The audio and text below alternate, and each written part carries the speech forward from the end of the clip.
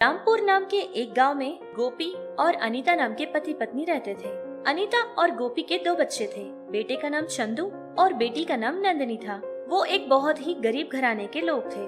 गोपी अपने गांव में जो भी छोटे मोटे काम मिलते उनको करके पैसा कमाता था और इतने पैसे में उनके घर का पोषण भी बड़ी मुश्किल से हुआ करता था। कभी कभार तो उनके यहाँ खाने के लिए भी कुछ नहीं होता था। ना तो उनके घर में ज्यादा सामान था, ना ही खाने पीने की चीजें और ना ही सोने के लिए बिस्तर भी ठीक था। इतनी मुश्किलों से गोपी की जिंदगी गुजर रही थी। गोपी के बच्चे अभी बहुत ज्यादा छोटे थे। एक दिन की बात है, गोपी की बेटी नंदनी उसके पास आती है और अपने पिता से कहती है, पिताजी, आप मेरे लिए किताबें खरीद लीजिए पिताजी, क्योंकि आज टीचर ने कहा था कि अगर किताबें नहीं लाओगी तो होमवर्क किसमें करोगी। और ये सब पूछ पूछ के वो मुझे मारने लगी पिताजी। अगर आप मेरे लिए बुक्स नहीं लाएंगे तो मैं स्कूल भी नहीं जाऊंगी। पिता की कही बातें सुनकर छोटी सी नंदनी बहुत ज्यादा दुखी हो जाती है और रोती हुई वहाँ से चली जाती है। बच्ची के वहाँ से जाने के बाद गोपी को भी एहसास हो जाता है कि वो क्या कर रहा है, क्योंकि उसकी वजह से उनके बच्चों को भी स्कूल में बहुत सारी बातें सुनने का सामना करना पड़ता है, जो कि ये बिल्कुल ठीक नहीं है। अब गोपी ने सोच लिया था कि वो अपने बच्चों के लिए कुछ न कुछ करके रहेगा। उसने सोचा कि वो अब रातों में कुछ ऐसा काम करेगा जिससे उसको कुछ पैसा मिल जाए। ऐसे मैं कब तक रहूंगा? अगर ऐसे ही चलता रहेगा तो मेरे बच्चों का भविष्य क्या होगा? नहीं, ऐसे मैं हाथ पर हाथ डाले कब तक बैठा रहूं? मैं रातों में करने वाला कोई काम ढूंढ लूंगा। हाँ, सुबह के वक्त जो कुछ भी छोटा मोटा काम मिलेगा वो भी करूंगा और रातों में भी कोई न कोई काम तो मिल ही जाएगा। अगर ऐसा कुछ करूंगा तो ज्यादा पैसे पाऊंगा, जिससे मेरे मासूम बच्चों की जरूरतें तो पूरी हो जाएगी ना। हाँ, मैं कुछ ऐसा ही करता हूँ। ये फैसला लेकर गोपी दूसरे दिन रात को बहुत जगहों में काम के लिए ढूंढता है, लेकिन ऐसे ही रात तो गुजर रही थी पर उसे कहीं कोई काम नजर नहीं आ रहा था। बहुत देर तक गोपी ऐसा ही थका हारा फिर रहा था और वो बेचारा उस वक्त बहुत ज्यादा थक जाता है। वहीं उसे एक बहुत ही पुराना और बहुत ही बड़ा सा बंगला नजर आता है।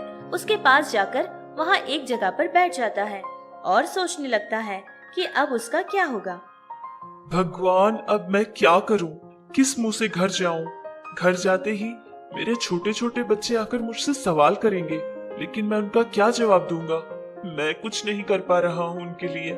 सारी तकलीफें सिर्फ मेरे ही नसीब में क्यों लिखी है? अब मैं क्या करूं?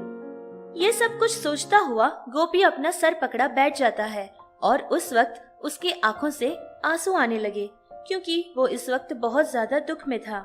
ये सब कुछ उस पुरानी हवेली के अंदर से एक देवकन्या सुन रही थी। गोपी का दुख उससे देखा नहीं गया था। वो देवकन्या गोपी के आगे आ जाती है।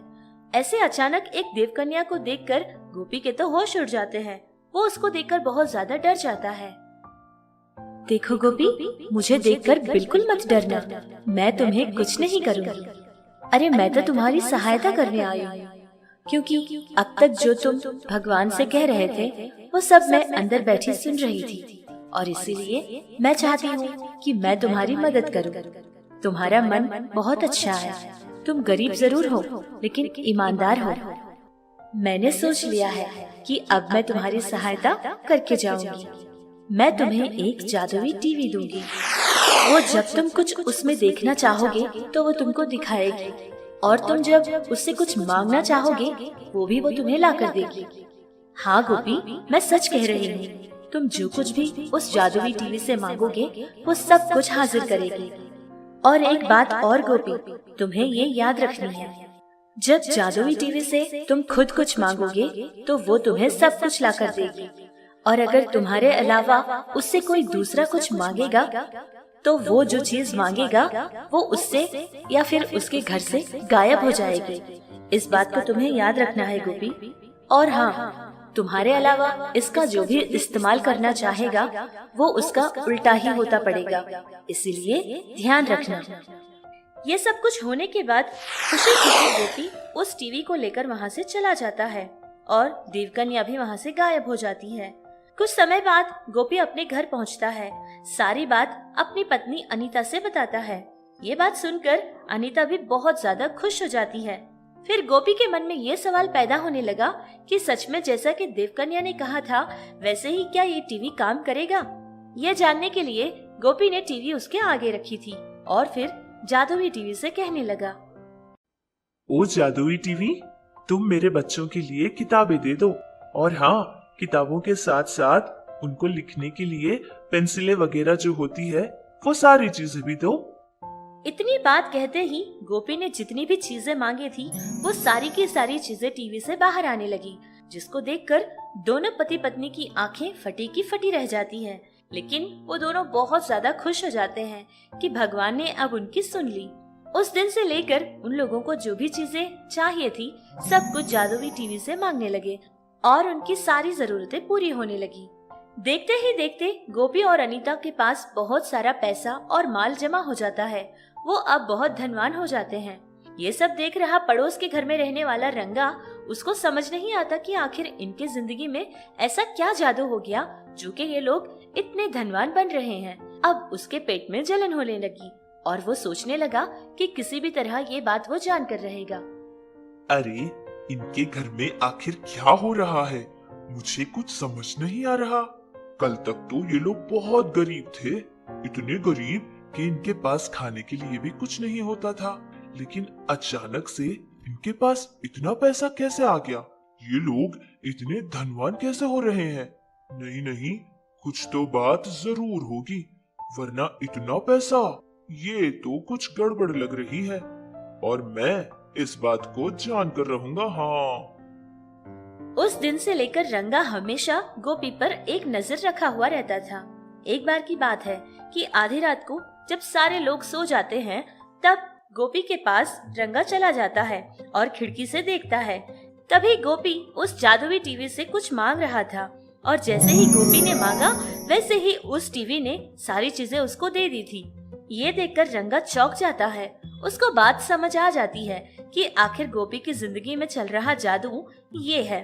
फिर रंगा ने ये बात जानने के बाद उसने ठान लिया था कि किसी भी तरह गोपी की ये जादुई टीवी वो लेकर रहेगा। एक बार की बात है, सारे लोग बहुत ही गहरी नींद में सो रहे थे। आधी रात का समय था। चुपचाप रंगा गोपी के घर पहुंच जाता है और बिना किसी आवाज के वो चोरी चुपके उसकी जादुई टीवी ले लेता है और अपने घर पहुंच जाता है। ओ जादुई टीवी, तुम मुझे ढेर सारा पैसा और ढेर सारे गहने दे दो। मैं ना बहुत धनवान बनना चाहता हूँ, सबसे ज्यादा। इस तरह लालची रंगा बहुत सारी चीजें मांगता है। उस टीवी के आगे ये सब कहते ही उसके घर में जितना भी पैसा या जितना भी सोना या जेवर थे सभी के सभी टीवी के अंदर चले जाते हैं, जिसको देखकर रंगा बहुत ज्यादा रोने लगा, चीखने चिल्लाने लगा। उसने समझा कि उसके पास और माल दौलत आ जाएगा, लेकिन ये तो कुछ उल्टा ही हो गया। उसके घर में जो कुछ भी था वो सभी का सभी जादुई टीवी ले लेती है, जिसको देखकर बहुत ज्यादा दुखी हो जाता है और भागता हुआ जाकर गोपी की टीवी दोबारा से उसके घर में रख लेता है। गोपी, मुझे माफ कर दो गोपी, मैंने ही तुम्हारी टीवी तुम्हारे घर से चुराई थी, क्योंकि मैंने देख लिया था तुम टीवी से कैसी चीजें मांग रहे थे और वो टीवी तुम्हें लाकर दे रही थी। बस यही देखकर मेरे मन में लालच पैदा हो गया, इसीलिए मैंने तुम्हारे घर से तुम्हारी टीवी चुराई थी। लेकिन जब मैंने टीवी से चीजें मांगी तो उस टीवी ने तो मेरे घर में पड़ा सारा पैसा और गहने लेकर गई। रंगा की कही ये बात सुनकर गोपी जोरों से हंसने लगता है और मन में सोचता है कि तेरे जैसे लालची इंसान के साथ तो कुछ ऐसा ही होना चाहिए था।